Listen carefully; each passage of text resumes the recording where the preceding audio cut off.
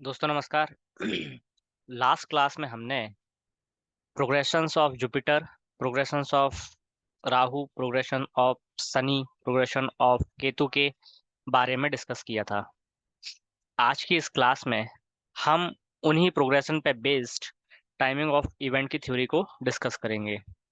मैं आशा करता हूँ कि आपको प्रोग्रेशन ऑफ प्लैनेट्स का जो कॉन्सेप्ट है वो बहुत ही अच्छी तरीके से क्लियर हो गया होगा।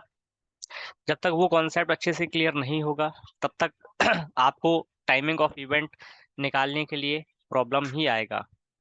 इसलिए इस वीडियो को देखने से पहले आप सभी प्रोग्रेशंस ऑफ प्लैनेट्स के वीडियोस देखिए, तभी आपको बेसिक फंडामेंटल ऑफ प्रोग्रेशंस का आइडिया लगेगा। चलिए स्टार्ट करते हैं कि किस तरह से आप बीएनएन एस्ट्रोलॉजी के माध्यम से अपनी लाइफ के टाइमिंग ऑफ इवेंट को समझ सकते हैं। देखिए, आज हम सबसे पहले एक इवेंट पे बात करने जा रहे हैं, जो कि हमारे लाइफ का सबसे इम्पोर्टेंट पार्ट होता है और जिससे संबंधित प्रश्न मार्केट में कंसल्टेंसीज़ के लिए बहुत ज़्यादा आते हैं, जिसका नाम है मैरिज। मैरिज, जैसा कि आप सभी जानते हैं कि मैरिज एक ऐसा मीडियम है, जो कि आपको लीगली पार्टनर प्रोवाइड करता है, जिससे आपको समाज के सामने, इस संसार के सामने, पंच देवी देवताओं के सामने और कानूनी तौर पर लीगली आपको एक पार्टनर की प्राप्ति होती है। इसलिए इस तथ्य को समझने के लिए, इस कॉन्सेप्ट को समझने के लिए आपको बीएनएन के प्रोग्रेशंस के कॉन्सेप्ट का आइडिया होना बहुत ज़रूरी है। देखिए, किसी भी इवेंट को जानने के लिए जो मैंने आपको प्रोग्रेशंस थ्योरी पढ़ाई है, वही थ्योरी हम यहाँ पर अप्लाई करेंगे, जो कि बहुत ही ईज़ी है, बहुत ही एक्यूरेट है और आई होप कि आपको ये भी क्लियर बहुत ही आसानी से हो जाएगा। देखिए, जब हमें किसी व्यक्ति का टाइमिंग ऑफ इवेंट निकालना होता है बीएनएन में, तो हमें उस व्यक्ति की एज कैलकुलेशन करनी होती है सबसे पहले, क्योंकि बीएनएन में जो इवेंट होता है वो एज के हिसाब से डिसाइड होता है। और मैंने आपको बताया है कि हर प्लैनेट का जो प्रोग्रेशन होता है वो एज के हिसाब से डिफरेंट डिफरेंट हाउसेस में होता है। इसलिए जब भी आप किसी व्यक्ति का टाइमिंग ऑफ इवेंट देखेंगे और जिस पर्पज से देखेंगे, उस व्यक्ति की उस समय की एज कैलकुलेशन होना बहुत ज़रूरी है, जो कि अच्छे से होना चाहिए। देखिए, ये हमारे सामने एक चार्ट है। ये हमारे सामने एक चार्ट है। इस व्यक्ति का जो जन्म है वो है 7 जनवरी 1990 दोपहर के रात के 3:12 जबलपुर के। इस व्यक्ति का अभी 30 साल तक शादी नहीं हुई थी और ये व्यक्ति हमारे पास आया था शादी के बारे में पूछने के लिए। हमने इसका जब ये कैलकुलेशन किया एज वाइज, तो हम ये पाया कि किस उम्र में इस व्यक्ति का मैरिज का योग बन रहा है। तो देखिए, जब ये हमारे पास आया था तब उस व्यक्ति की एज 33 हो चुकी थी। तो हमने इसको कैसे कैलकुलेट किया, आज की क्लास में हम यही समझने जा रहे हैं। देखिए, 33 उम्र के हिसाब से आपको सारे प्लेनेट का प्रोग्रेशन देखना है, जुपिटर का, शनि का, राहु का और केतु का, कि जुपिटर, शनि, राहु और केतु इस व्यक्ति के चार्ट से, प्रोग्रेशन के रेफरेंस चार्ट से किस हाउस में हो रहा है। तो देखिए, जो मैंने रेफरेंस चार्ट आपको दिए थे समझने के लिए, उसी रेफरेंस चार्ट का यूज़ करके आपको व्यक्ति की सबसे पहले कुंडली बनानी है। कुंडली ये है जो कि आप यहाँ पे स्क्रीन पे देख रहे हैं। इसके बाद फिर मैंने आपको कहा था कि आप जब जुपिटर का प्रोग्रेशन देखेंगे तो जुपिटर को लग्न मान लेंगे और बाकी प्लैनेट को उस हिसाब से एडजस्ट कर लेंगे। जब आप शनि का प्रोग्रेशन देखेंगे तो शनि को लगन बना लेंगे और उस हिसाब से बाकी प्लैनेट को एडजस्ट कर लेंगे। जब आप राहु का प्रोग्रेशन देखेंगे तो राहु को केंद्र में रखेंगे, लग्न बना लेंगे और फिर बाकी प्लैनेट को उस हिसाब से एडजस्ट करेंगे। केतु का जब आप प्रोग्रेशन देखेंगे तो केतु को आप लगन बना लेंगे और बाकी प्लैनेट्स को उस हिसाब से एडजस्ट करेंगे। इस प्रकार से जिस भी प्लैनेट का आपको प्रोग्रेशन देखना है, उस प्लैनेट्स को आपको लगन बनाना होगा और बाकी प्लैनेट को उसके अकॉर्डिंगली एडजस्ट करना होगा।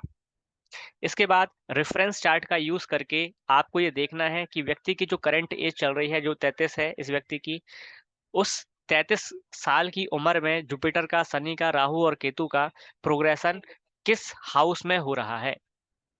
तो देखिए इस व्यक्ति के चार्ट में 33 साल की उम्र में जुपिटर का जो प्रोग्रेशन है वो 11th हाउस में हो रहा है, शनि का जो प्रोग्रेशन है वो 3rd हाउस में हो रहा है, राहु का जो प्रोग्रेशन है वो भी 3rd हाउस में हो रहा है, और केतु का जो प्रोग्रेशन है वो भी 3rd हाउस में हो रहा है। जब आप ये जान लेते हैं जब आप ये जान लेते हैं तब आपको जो मैंने फंडामेंटल ऑफ नाड़ी कॉन्सेप्ट बताए थे उनका आपको यहाँ पर यूज करना है, जिसमें सबसे इंपॉर्टेंट जो नाड़ी कॉन्सेप्ट होता है वो होता है ट्राइन का, और दूसरा होता है आपके 2-12 का।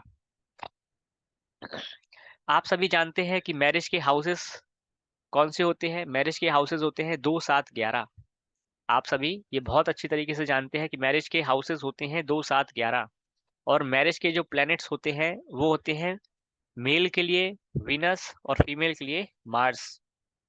तो आपको इस चार्ट में ये देखना है कि क्या जुपिटर का 2, 7, 11 के हाउसेस से नाड़ी संबंध किसी तरह से बन रहा है, क्या शनि का संबंध 2, 7, 11 से नाड़ी संबंध बन रहा है, क्या राहु का संबंध किसी तरह से 2, 7, 11 से बन रहा है, क्या केतु का नाड़ी संबंध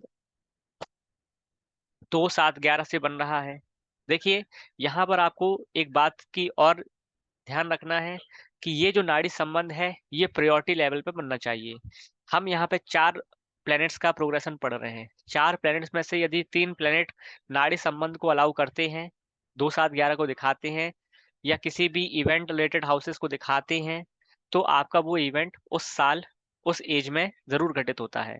शर्त यहाँ पे इस बात की भी है कि इवेंट के लिए आपको नेगेशन हाउसेस भी पता होते हैं। जैसे 2, 7, 11 शादी का हाउसेस है, वैसे ही 1, 6, 10 शादी को नेगेशन हाउसेस भी है।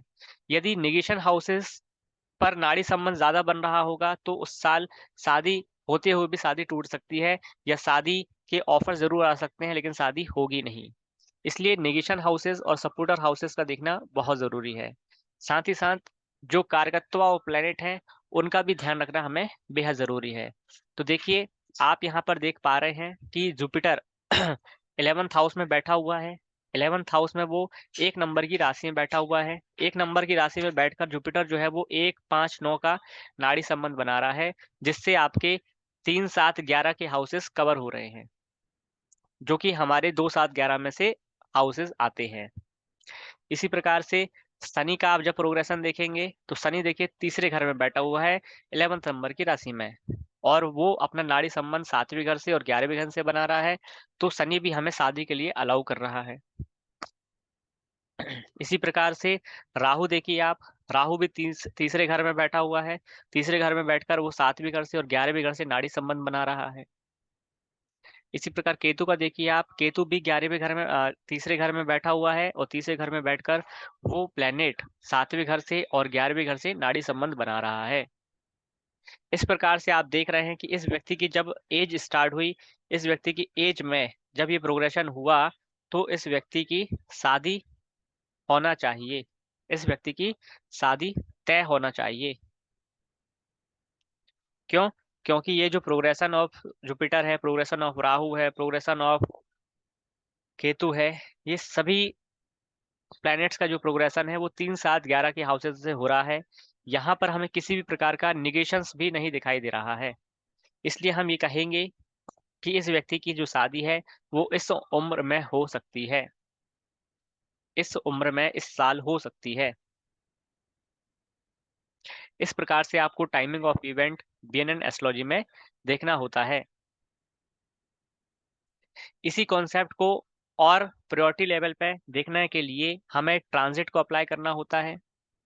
कि ये तो बात रही 1 साल की, जिसमें हमें 1 साल के चीज़ों के बारे में पता चलता है, लेकिन जब हमें ये भी जानना होता है कि 1 साल में भी कब ये इवेंट हो सकता है, तो मैंने आपको पहले भी बताया है कि यदि आपके यदि आपके कारकत्व का संबंध उस हाउसेस से हो जाए या उस डिग्री पर हो जाए, तो व्यक्ति की लाइफ में वो इवेंट उस महीने या उस साल उस दिन में घटित हो जाता है। तो आप यहाँ पे देखेंगे शादी के लिए जो कारकत्व प्लैनेट बनता है वो वीनस बनता है, जुपिटर बनता है। यहाँ पर आप देखेंगे कि जुपिटर की जो वीनस की डिग्री है वो कितनी डिग्री है, 9 डिग्री। वीनस की जो डिग्री है वो है 9 डिग्री। और वीनस लगन चार्ट में जब आप देखेंगे, वीनस का जब आप लगन चार्ट में देखेंगे तो वीनस की डिग्री कितनी है? 11 डिग्री। और लगन चार्ट में वीनस तीसरे घर में बैठा हुआ है और रेट्रो होकर बैठा हुआ है, जो कि 3 7 11 के कॉम्बिनेशन से ये नाड़ी संबंध बना रहा है। इसका मतलब लगन चार्ट में जो प्रॉमिस था उसको वीनस ने इस चार्ट में दिया उस डिग्री में आके, जो कि 11 डिग्री के काफी अप्रोक्स पास में ही है। तो ये नाड़ी संबंध काफी स्ट्रांग हुआ। यदि इसी प्रकार से यदि आप किसी फीमेल के चार्ट में देखते तो यही कॉम्बिनेशन आप मार्स के हिसाब से देखते। आई होप कि आपको ये मैरिज का इवेंट समझ में आया होगा। यदि आपको मैरिज के इवेंट में कोई भी प्रकार की परेशानी आती है तो आप मुझसे कॉल कर सकते हैं, चैट के थ्रू मुझसे बातें कर सकते हैं, और ज़्यादा होने पर हम इसके लिए क्लास भी ऑर्गेनाइज कर सकते हैं। तो आज के लिए धन्यवाद। जय श्री राम।